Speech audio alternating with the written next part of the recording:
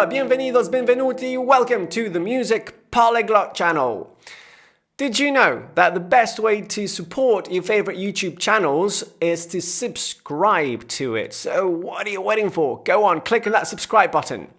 Today we are going to have a look at Sam Fender's Spitter View. Great tune and a fantastic guitar pattern. It's tricky, I'm not going to lie. It is tricky, but we are going to break it down to the DNA so that you, my friend, you're going to learn how to play it exactly as it is on the record. Let's get to it in a close-up.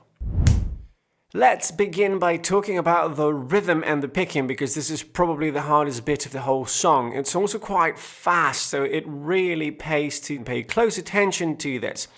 We're going to work on the first chord. Notice that we have a capo on fret 2. We are in standard tuning. And we're going to play a D7 add 4 shape. A couple of things about that.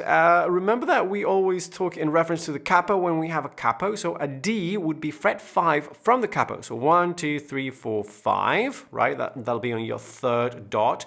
A D7 shape is this. Right, so it's an A shape, right? The 7th chord version of that. But in order to have the add 4, you need to not bar, but have the open G. And consequently, you'll also have the open E. That's fine, because we'll use that. So this is your chord number 1. Okay, so on this chord, we're going to work on the picking pattern. We're talking about the right hand for a second. The right hand will play strict alternate picking. What does that mean? Alternate picking is when you go down, up, down, up, down, up, down, up, down, up, down, up, down, up, down, in perfect alternation. So without repeating, you don't do like 2 downs and 2 ups or that kind of thing. It's strict down and then an up and then a down and then an up and so on and so forth. The rhythm that we're going to be playing is based around 16th note or semiquavers. What does that mean? That means that on every beat, so imagine that, well, don't imagine because this is true, we have 4 beats in each bar. So we have 1, 2, 3, 4, 1, 2. Those are your beats. Semiquavers or 16th notes fit, you can fit 4 of those in each beat. 1, 2, 3, 4. That's 1 E and a 2 E and a 3 E and a 4 E and down up down up down up down up down up down up down up down up. 1, 2, 3. Check out my right hand. Even if I'm not playing everything, I'm not playing all the semiquavers, I'm just playing the beat. My right hand still just going down, up, down, up, down, up, down, up, down, up, down, up, down, up, down, up. Okay? This is crucial. It's going to be key. So make sure you understand the principle of alternate picking and fitting 4 notes per beat. If you have a metronome to work on this, even better. I promise you, this is going to be really hard if you try to approach it by trial and error. Which is just playing it roughly right until it clicks. It's going to be frustrating. I really suggest that you work on this a bit more methodically. If you have a metronome, bring it up. Check out the pattern.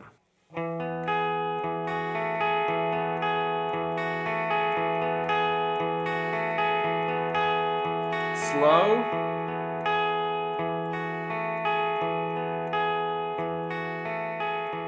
Cool, let's break it down. We're going to break it down beat by beat. So on the first beat, 1, 2, 3, 4, you have 1 E and. Okay, so it's just 1 E and. And that's going to be string 5, string 4, string 2. So we're skipping the 3rd string. 1 E and. So that's down, up, down, and this is really important. Do play it down, up, down. 2, 3, and again 4. Down, up, down. 2, 3, and again 4. Cool. I'm going to add the second beat. And again, down.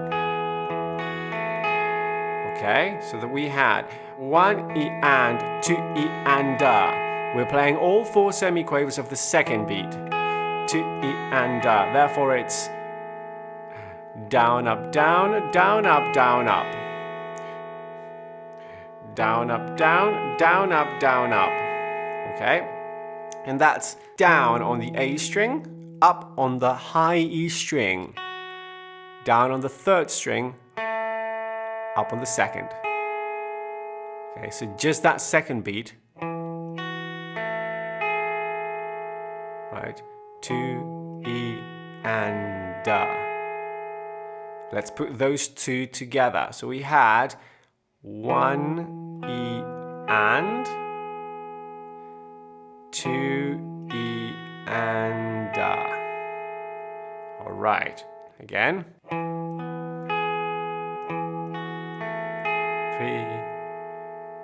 4. 1 E and 2 E and 3, 4. And again. 1 E and 2 E and 3 E and 4 E and 1 E and 2 E and Okay, I really suggest that you get this right because this is the main pattern. This is basically it. After doing 1 E and 2 E and 3 E and, the 3rd beat is exactly the same as the first. 3 E and. And the 4th beat will be exactly the same as the second. 4 E and da. Okay? So if I just loop the pattern, it will be like this. 3, 4 and 1. Remember that the key here is down, up, down, down, up, down, up, down, up, down, down, up, down, up, down, up, down, down, up. Strict alternation. It's key. Now this pattern gets broken in a couple of places. So let's now go through the chords and I'll show you the little exceptions. So we said that that first chord was a D7 add 4 add 9. Chord number 2, E minor. So let's look at that in detail. Always from the capo, index on the 5th fret of the D string, 2nd finger on the 7th fret of the A string, and pinky on the 8th fret of the B string. And on this one, you also leave the 3rd and the 1st strings open. This gives you that E minor chord. Chord number 3. It's a C major chord. It's the exact same shape as chord number 1, except that 2 frets further down. Then we have a G over B. It's really a G6 over B. Okay, so that's index on fret. It can be the index or finger 2, by the way, either or. I play it with my index on fret 2 of the 5th string and the pinky on fret 3 of the B string. And then we have an open D, an open G, and an open E. Okay? G6 over B. Then that will turn into an E minus 7, which is really just adding the low E bass note. That's it, nothing changes here. And finally, the last chord is a C add 9, for which the only thing that needs to change is that from your index, that's on the 2nd fret of the A string, you swap it for your, say, middle finger on the 3rd fret of the same A string. Okay, let's recap. D add 4 add 9, E minor, C major, G6 over B, E minor 7, C add 9. Brilliant, those are your chords. Now it's time to put together the chords and the picking pattern. Okay, let me play you that pattern again so that you can see what's going on. I'll also play it slower, but first up to tempo. 1, 2, 3.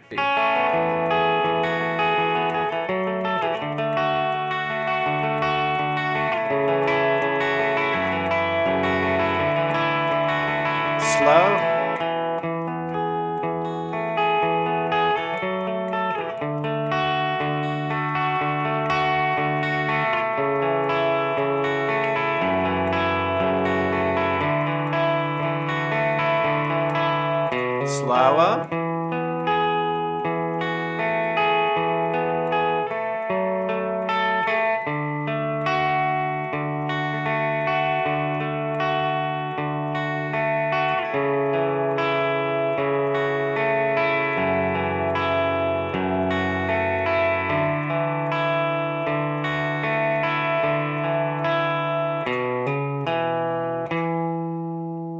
There you go, that was a nice one. So earlier I said it's the same pattern throughout, but you probably saw there's a bunch of other things going on. Yeah, but that bunch of other things really is just a couple of little changes. So let's recap on that pattern, which was 1 E and, 2 E and, 3 E and, 4 E and, right? Okay. So imagine that is going to be the pattern throughout, and just practice going through the chords, making sure that you have that pattern down. So for the moment, we'll ignore the second chord, E minor, and we'll ignore the last, but I haven't even shown you how that goes. So slowly this would go like this: 1 E and, 2 E and, 3 E and, D. 3 E and, down to C. Down to G6, down to E minor 7, C add 9.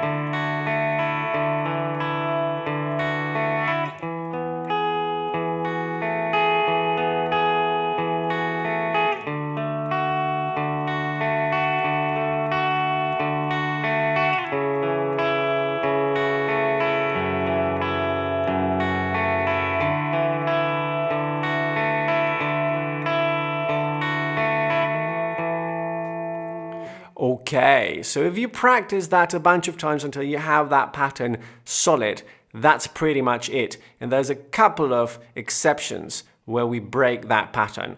The first time is going to be at the end of the first chord on the fourth beat. Breaking it up, that goes 1 E and, 2 E and, 3 E and. On 4, we go to that E minor, and we play 4 E and. Right? So this will be 5th string, 4th string, and 2nd string, just like the first and the third beats in terms of the right hand. Okay, let's do that again. So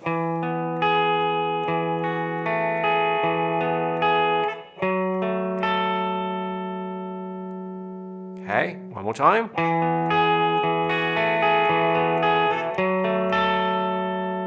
So it's only one beat number 4 on that E minor, and then we're down onto the C major, which is just normal.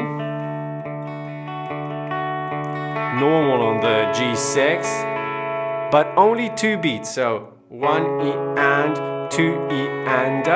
On 3,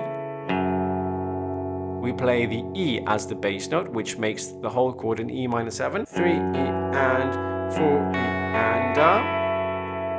And then C add 9, same pattern. 3 E and on 4 of that C add 9 we play, okay, which is open 5th string, hammer on the 2nd fret, and then open D string. You've probably played this little line a bunch of times on other songs. Okay, so let's recap the whole thing. 3 E and 4 E and 1, 2 E and 3. E minor, down to C. Whole bar, half a bar on G6. E minor 7. Whole bar in C add 9.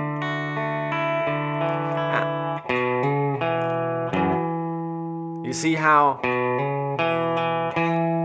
right? You use that time that you have whilst you're playing the open D to move back up to the 5th fret and play that bass note, which is the bass note for your D chord. Again, notice how the open D and that are the same note, right? So that's okay, that's normal. That just gives you time to go back up to the 5th fret. Cool. If you listen to live versions of this, you'll notice how Sam is actually very consistent in playing this pattern. So I think it really pays to try and get as close as possible to it without divergence before you kind of start playing around with it to make it your own, which you absolutely should. I mean, you can often hear as well that when he plays, there's almost like a little bit of strumming added here or there. Now, these are things that will come naturally to you as you get really comfortable with the pattern, and then everything else that you play will work really well with the underlying pattern that should be nice and solid. So, how's that? I know you're going to need to practice to get it right. I had to practice to get it right. So, hey, it's not an easy one to get. But I'm sure that if you break it down the way we did it, you're going to get there. If you have any questions or if you want to go a bit more in depth, feel free to contact me through my website, which I'll leave a link in the description below. And you can have a free one-on-one lesson on this track with me. Okay? If you want sheet music, tabs, anything like that, all that is on my Patreon page, link in the description below as well. Don't forget to subscribe to the channel if you haven't done so yet, and give it a like as well, it really helps. Thank you for staying till the end, and I'll see you next time. Alla prossima, arrivederci, au revoir.